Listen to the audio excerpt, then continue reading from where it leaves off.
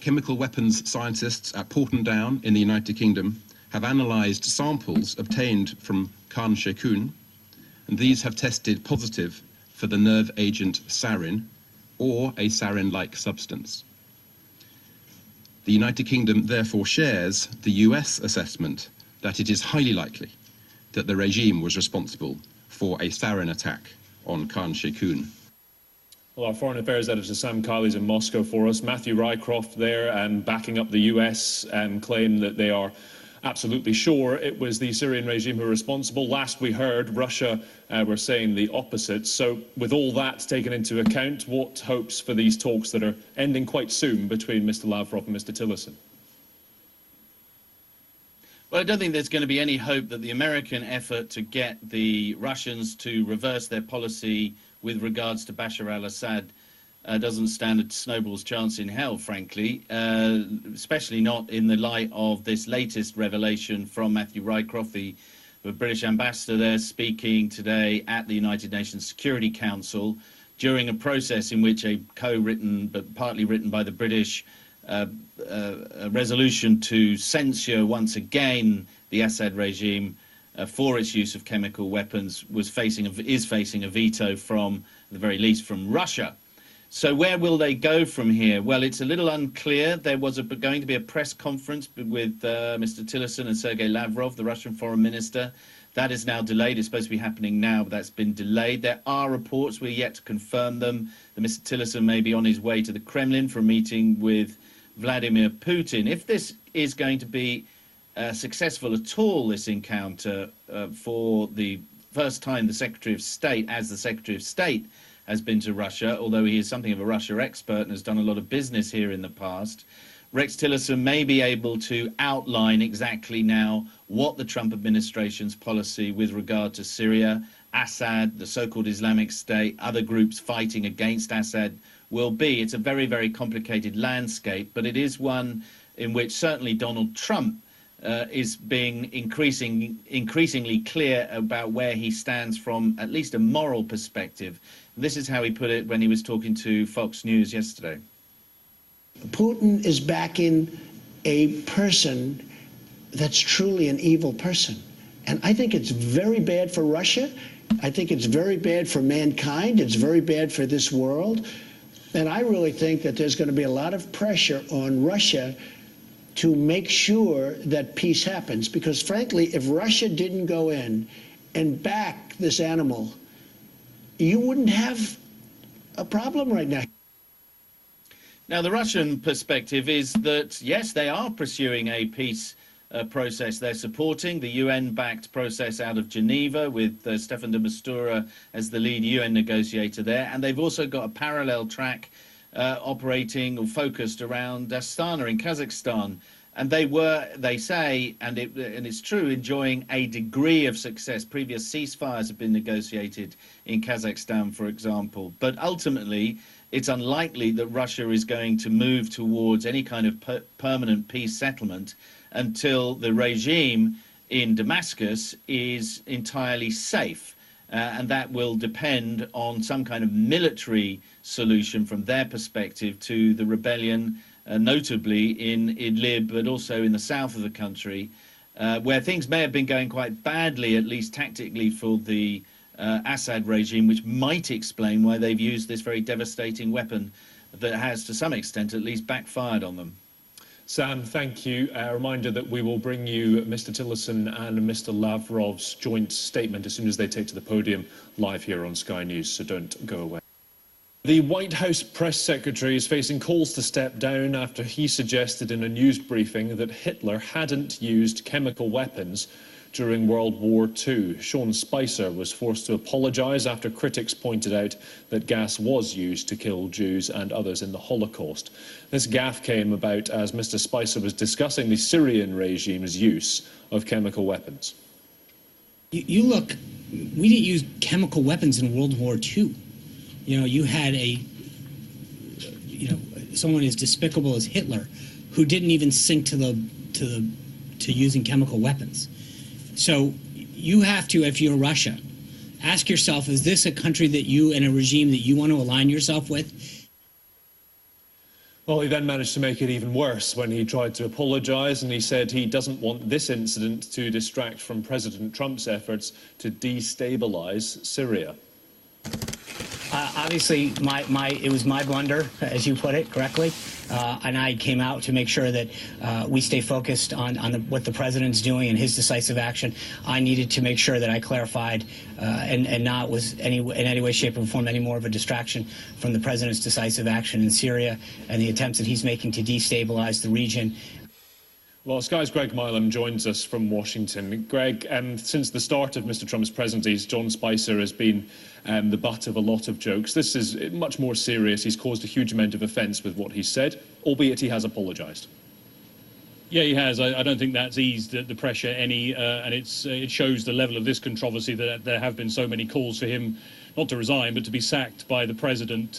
Democratic senators, the leader of the Democrats in the House of Representatives, Nancy Pelosi, has made that call, because it feeds into this perception that the White House has a problem on this issue dating back to International Holocaust Remembrance Day, just a few days after Donald Trump took office, when they issued a statement to mark that day and didn't mention Jews or anti-Semitism at all, and said that was a decision they took because other people had also suffered in the Holocaust.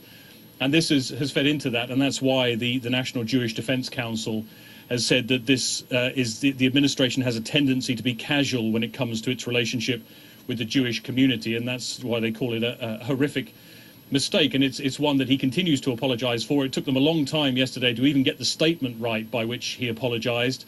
Today he went to not the Holocaust Museum, where some would have liked to see him go here in Washington, D.C., but to the Newseum, an event talking about Trump's relationship with the press, and Sean Spicer made another apology at that event. It's obviously disappointing. I think the president had an unbelievable couple weeks. He took very decisive action in Syria. He's made tremendous progress with President Xi and his visit to China. And your job as the spokesperson is to help amplify the president's actions and accomplishments. And I think he's had an unbelievable, successful couple weeks. And when you're distracting from that message of accomplishment, and that's your job is to be the exact opposite. On a professional level, it's disappointing because I think I've let the president down. Yeah, he says letting Donald Trump down, he says, in what he said yesterday. And a problem because the administration has had links with groups that represent the far right in Europe, for example. It's an issue and a perception that isn't going away. And as he said there, it distracts. This is the big policy issue for the Trump administration at the moment, Syria, and getting that policy right.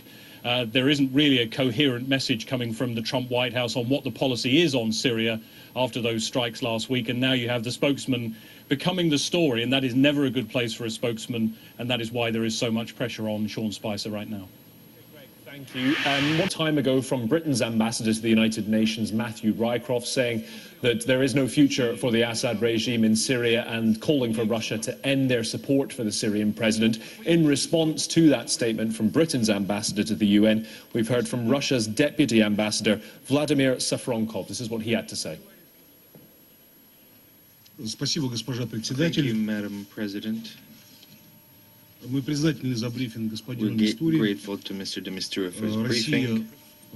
Очень плотно сопровождала мартовский раунд межсирийских. Russia was closely involved in the March round of inter-Syrian negotiations in Geneva, and we have urged all its participants to constructive search for mutually acceptable solutions and compromises on the political track. We have been actively in touch with the Syrian authorities in this context, and also with a broad range of opposition movements. We support you, Mr. de Mistura, in your efforts, and we hope that you will further step up these efforts.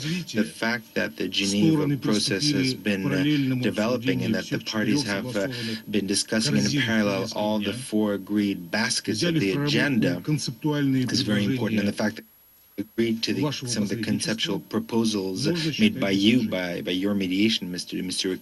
All this can be considered as significant achievements. We expect the Geneva process to continue in a sustainable way. There should be no lengthy pauses in it. We had this negative experience in 2016. Mr. de Mistura, you cannot flag in your efforts. You must continue in your work with the Syrian delegations.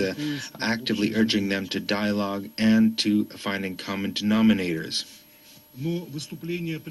But the statement of the representative of Great Britain, Mr. Reichert, showed that the only thing he's thinking of is to complicate your efforts, Mr. de Mistura, to prevent the political process from unfolding, to bring into the Security Council a confrontational attitude, and the essence is, and everyone in the UN knows this very well, that you are afraid. You have been losing sleep over the fact that we might be working together with the United States, cooperating with the United States. That is what you fear.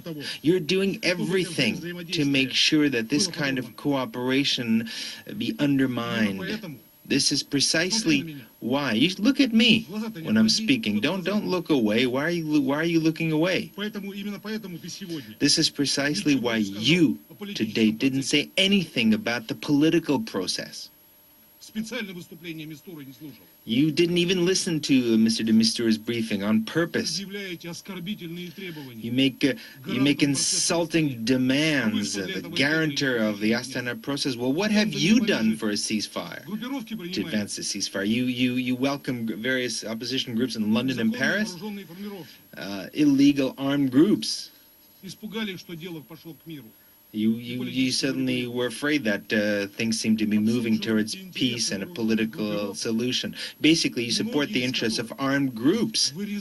Many of them have been murdering Christians and other minorities in the Middle East. They've been committing terrorist acts in churches on Palm Sunday. That's whose interests you are advancing. What are you doing?